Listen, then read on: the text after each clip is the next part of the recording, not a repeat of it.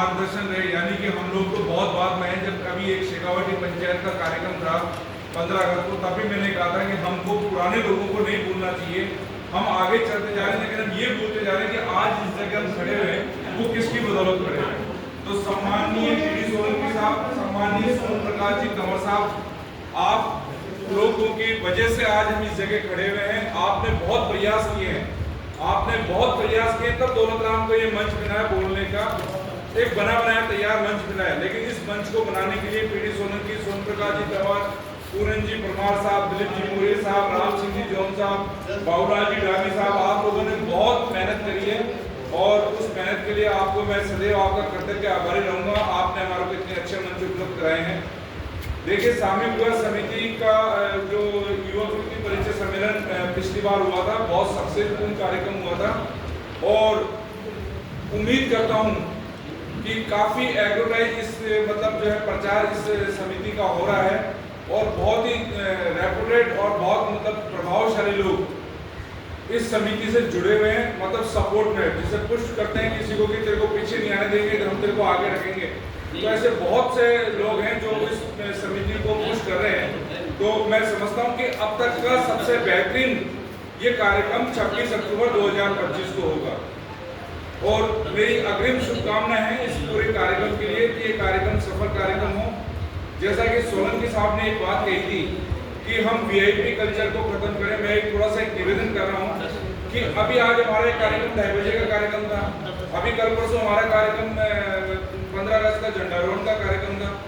अगर मान लीजिए हमारा 2:30 बजे का कार्यक्रम है और आदरणीय बाबूलाल जी डाबी साहब हमारे चीफ गेस्ट हैं, 15-20 मिनट लेट हो जाते हैं, तो ये बात नहीं बोलनी चाहिए कि हमको वीआईपी कल्चर खत्म कर देना चाहिए। किसी कारण से हमारा जो मुख्य अतिथि है किसी कारण से लेट हो सकते हैं, तो ये जो परंपरा चलती आ रही है कि हम सोलंकी पीडी सोलंकी जी का इंतजार कर रहे हैं, कोई बात नहीं, हम बाबूलाल जी डाबी साहब का इंतजार कर रहे हैं, कोई बात नहीं, हम गोपाल शर्मा विधायक का इंतजार कर रहे हैं, कोई बात नहीं, इतना आटे में नमक चलता है। तो ये जो वीआईपी कल्चर जो चल रहा है हमारा स्वागत का और चीफ गेस्ट के इंतजार करने का, मेरा ऐसा पर्सनल नजरिया है, बाकी तो जो कमेटी गठित डिसाइड करेगी वो होगा। मेरा ऐसा पर्सनल तजुर्बा है कि हमको ये वीआईपी कल्चर खत्म नहीं करना चाहिए, क्योंकि हमको इनका इंतजार करना चाहिए और इन्हीं लोगों के वजह से हमारा आगे भी कार्य चलता है। वीआईपी कल्चर की वजह है कि बाल मुकुंदाचार्य जी को हम रिक्वेस्ट करें और 7-8 लाख रुपये उनसे लेके आए। वीआईपी कल्चर की वजह से ये कि अरुण चतुर्वेदी जब रामचंद्र कुरर और अरुण चतुर्वेदी जब एमएलए सांसद थे, तो हमने कटेवा नगर सामुदायिक केंद्र का विस्तार किया, 2 मंजिल 3 मंजिल उसको बनाया। तो मेरे हिसाब से वीआईपी कल्चर खत्म नहीं होना चाहिए और अग्रिम शुभकामनाएं हैं। जैसा कि जब जब मेरे को मंच पर बोलने का अवसर मिलता है तो मैं 2-3 बातों पे और भी अन्य बातों पर मैं ध्यान आकर्षित करता हूँ समाज का, कि जब भी अभी मैंने 2-3 दिन पहले भी शेखावाटी पंचायत का झंडारोहण कार्यक्रम था, तो मैंने कहा था कि हमारा अब भविष्य में दानका समाज का चाहे सामूहिक विवाह ये युवा कृति परिचय सम्मेलन का कार्यक्रम हो, चाहे शेखावाटी पंचायत का कार्यक्रम हो, चाहे ढूंढाड़ पंचायत के वाले कोई कार्य कर रहे हो या और कोई रजिस्टर्ड संस्था दानका समाज की कर रही हो, वो अदर कास्ट के लोगों को चीफ गेस्ट जरूर बनाए अपने कार्यक्रमों में।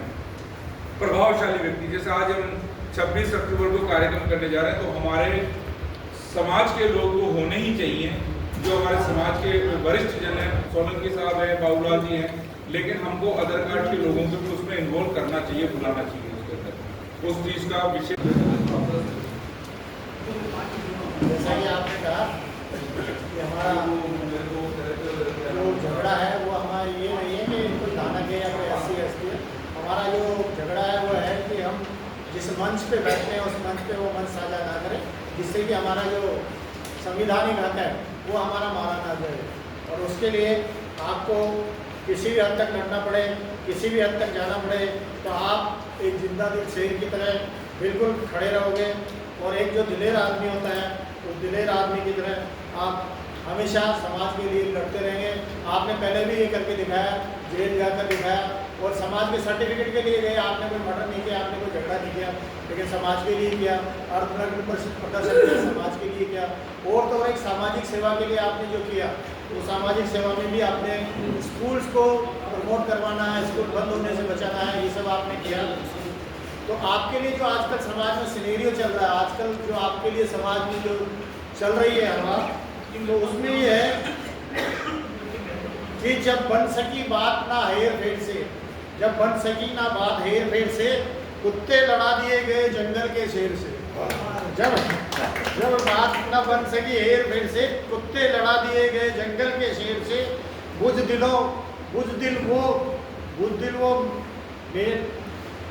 दिल को मैंने दोस्त समझा था, बुज़दिल को मैंने दोस्त समझा था, उसे बनाया नहीं कभी।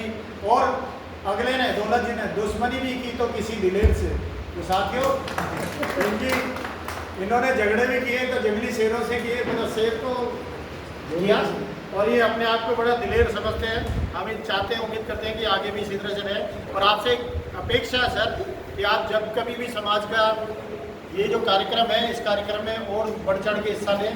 और हमारी तरफ से इस मंच के माध्यम से मैं ईश्वर से और दुआ करूंगा कि आपको हो सकता है आने वाले टिकट में कोई, आने वाले समय में कोई टिकट मिल जाए बीजेपी की तरफ से, पार्षद में, एमएलए में, कहीं ना कहीं आपको टिकट मिल जाए, जिससे हमारी समाज का एक बहुत बड़ा हमारा रोल हो जाए। धन्यवाद सर, एक बार पुनः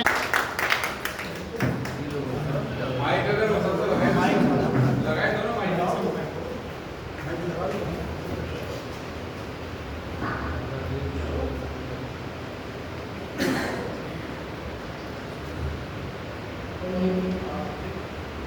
का समाज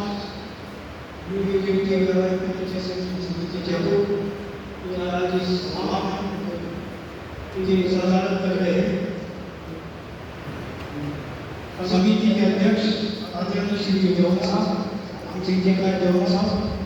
पंचायत के अध्यक्ष आदरणीय श्री पूरनजीत परमार साहब, हमारे वयोवृद्ध मंच आदरणीय श्री बाबूलाल जोडागी, एडवोकेट श्री दिलीप मोहन, एडवोकेट श्री राजकिशोर यादव के उपस्थित समाज बांधवों, आज इस शुभ अवसर पर अच्छे बुरे विचारों तथा समाज में सुनो भाई सुनो, अभी तक जो है बोला जी एक बार, अभी तक तो जो है मैंने फार्म देते हैं कि पीछे तक फार्म तो मैंने भर दिया।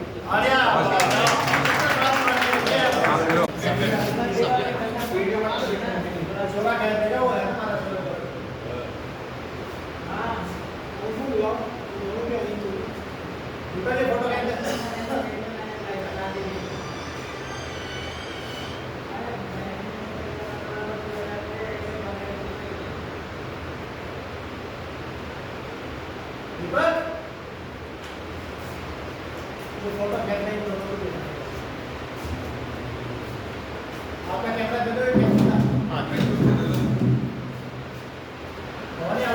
के 100-125 फार्म के आसपास दोनों फार्म बढ़ा के जो ये आयोजन, ये जो प्रयोजन हम जो करते हैं परिचय सम्मेलन, ये खाली जब तक हम फार्म हमारे पास ज़्यादा से ज़्यादा फार्म इकट्ठे होंगे या ज़्यादा से ज़्यादा आएंगे, तभी हमारे ये परिचय सम्मेलन की चार चांद रखें। इसलिए मैं ज़्यादा बोलते हुए नहीं, आप लोगों को आए उनको सबको बहुत बहुत धन्यवाद, और आप सब लोगों का आशीर्वाद मेरे पे रहे। जय हिंद, जय धन्यवाद। तो जो कोई तो मतलब आर्थिक जो है वो मैं बाद में मैं इनसे मिलता रहता हूँ, इनसे मेरा संपर्क अच्छा है, मैं जाता रहता हूँ, वो जैसा भी होगा मैं कर दूँगा। बाकी आप सबका बहुत बहुत धन्यवाद। तो राजकिशोर जी ने भी इनसे बहुत अच्छा लगा कि ऐसी बात रखी है। और इस संसार में जब आए थे, जब अकेले आए थे, कुछ भी नहीं लेके, और जिस दिन यहाँ से जाएंगे तो हमारे कपड़े भी खोल ले जाएंगे, ये भी साथ नहीं जाएंगे। तो जो भी करना है वो एक, मेरे जो भी 13/8 को मेरा जन्मदिन था, तो किसी भाई ने ऐसा ही लिखा मेरे लिए कि साहब समाज की योगदान के लिए क्या करना चाहते हो, क्या करना चाहिए, आप व्हाट्सएप डाल दो। मैंने तो कोई व्हाट्सएप ही नहीं डाला था। अब ये बच्चे को डाल देते वहाँ उसमें फेसबुक पे वगैरह, फिर मैंने उनको लिखा, भाई तू बात करता है तो चल मैं आज ये घोषणा करता हूँ, और या तो 15 लाख रुपए ले लो या 150 वर्ग गज का पट्टा कल ही मेरे से प्राप्त करो। लेकिन मैं ऐसे नहीं दूंगा, 11 आदमी की कमेटी होनी चाहिए और वो निर्धारित करे अब मेरी ज़मीन अगर पसंद आती है तो पट्टे ले लें, और पट्टा नहीं लेते हैं तो कहीं भी जाके ज़मीन लेते हैं, बड़ी लेते हैं, छोटी लेते हैं, तो मैं 15 लाख रुपये दूंगा। ये मैंने घोषणा की है। और मैंने फिर वापस ये भी लिखा कि ऐसे मत समझो भाई मैं तो ये देना चाहता हूँ, अब आप कब लेना चाहते हो। भाई मैंने लिखा था, लेकिन अभी आज तक किसी ने ना तो कोई कमेटी बनाई है और नहीं उस बात पर। इसलिए कई बार हमारे भामा साहब बोल भी देते, लेकिन लेने वाला तैयार नहीं होता तो वो क्या करें। अभी आज में मैं थी, जैसे चलो आप लोग बैठेगा भी तो हम हमारी बात से यही कर, मैंने ये भी लिखा था कल का पता नहीं मैं रहूँ नहीं रहूँ, मैं जितना जल्दी हो सके मेरे से। तो मैंने कहा कि भाई ज़मीन तो चाहे तो कल ही मेरे से आप पट्टा प्राप्त कर सकते हैं। मैंने 5 स्कीम मेरी बताई है, उनका नाम भी मैंने लिखा था उसमें। इसमें कहीं पे भी पसंद कर ले 150 गज ले ले। अब कई जगह तो हमारी स्कीम है जिसमें 15 लाख मतलब 15,000 रुपये गज के भाव है, कहीं में 10 का है, लेकिन फिर भी मैंने कहा भाई जहाँ भी पसंद आई वो ले सकते हो।